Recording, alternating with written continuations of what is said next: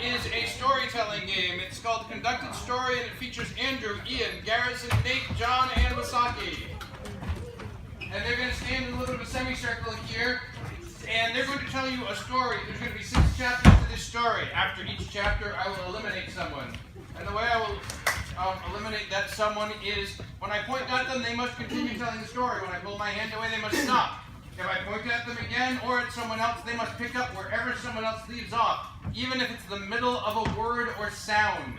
If they don't pick up in the right place, or if what they say isn't grammatically correct, or if I just don't like their face, I will call them out. That's not fair. That's not a rule.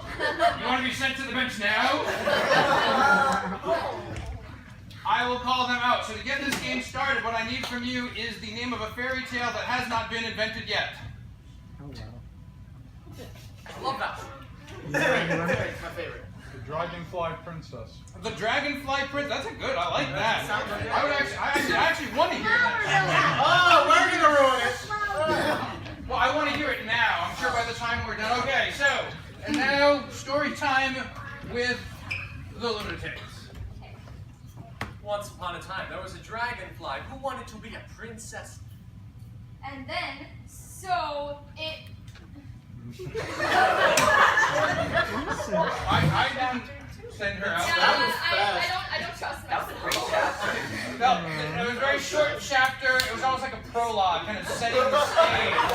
Now, chapter 2 of, say it with me, The Dragonfly Princess. All right. I almost can't stand the tension. Moving on from the fact that we know that there's a dragonfly that wants to be a princess, she decided to start on her quest to become the legendary princess of Thornithopia. Her and her best friend, the frog, went to the kingdom of Thornithopia. But as they were heading there, they had encountered a large army of soldiers that were blocking the entrance. Being that they were only a frog and a bug, human soldiers were a bit of a threat to them. They never fought in their lives, so they really didn't know what to do. At this point, all they knew is that they should run and hide. So they went and they hid in a bush near the path where the soldiers were walking. The dragonfly knew what they had to do to get past the guards. She would take her friend, the frog, and dip him in their drink. So when they drank it, they would start hallucinating. This worked until they started trying to catch the frog, Who they realized was way too fast for them. So the dragonfly flew up, way up in the air, and started to dive bomb the guards. The guards were not prepared for this, and they ran even faster than they would have otherwise. Because there was a dragonfly dive bombing them. Who has ever heard of a dragonfly dive bombing people? One soldier said to the other.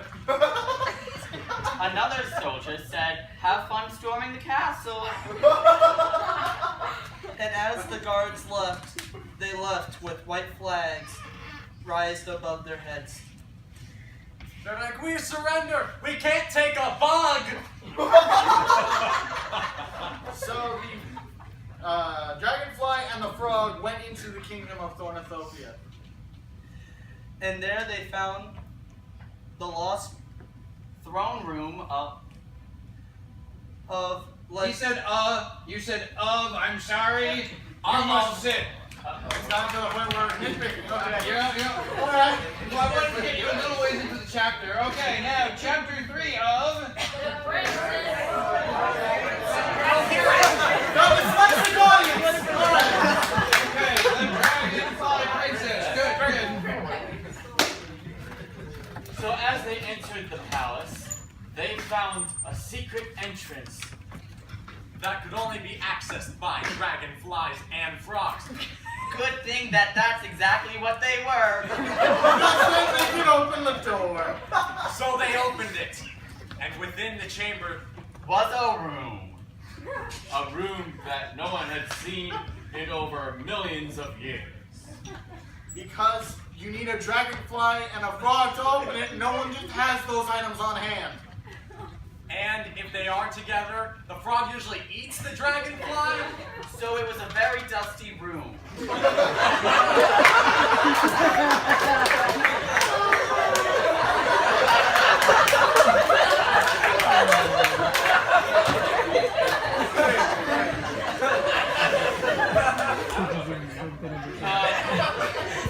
It was so dusty that they could barely see a thing. They knew that the throne that they needed to sit on was within that chamber somewhere. Where? In there. Right there. In the room. Beyond the dust. Of dust. After they were done being redundant, they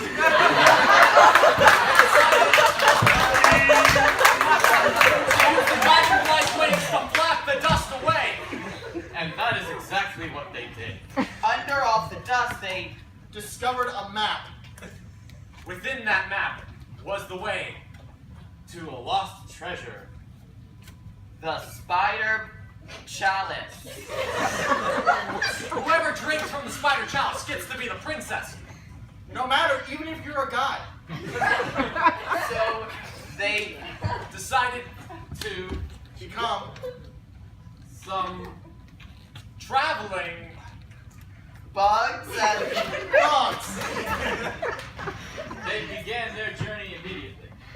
to the place Where the treasure lay. it was a very hard journey. Adventure. No, he said very close. That was a pretty eventful chapter. So now chapter 4 of the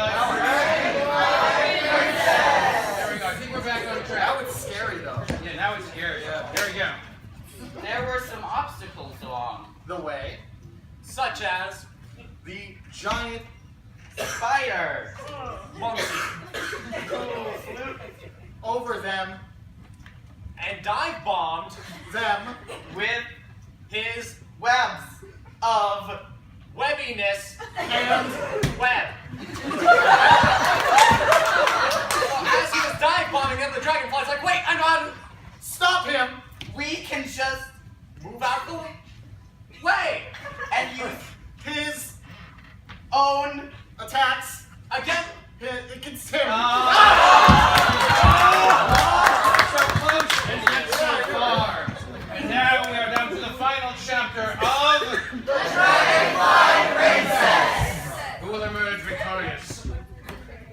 after defeating the spider. monkey, they knew that the chalice was just beyond The spider monkey. key. So They decided to keep moving on. word and they found the spider chalice. The dragonfly took hold of the. Spider chalice. And Then they decided to go drink from the spider chalice. And they found that it didn't turn anyone to a princess.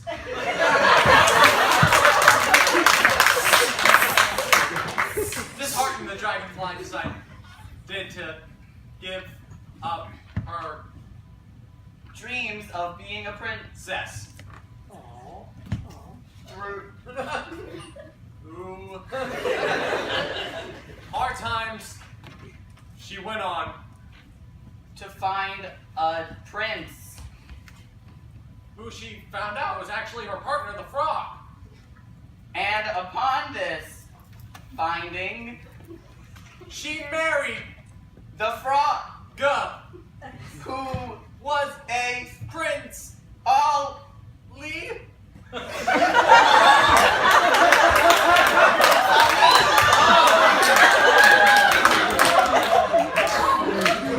Prince Ali, and asked her For her hand. in marriage. They lived happily Ever Sure. All right. Who wants to deliver the moral of the story? Because it's clear I'm not going to get either of you out. Okay, and the moral of the story? Don't be redundant.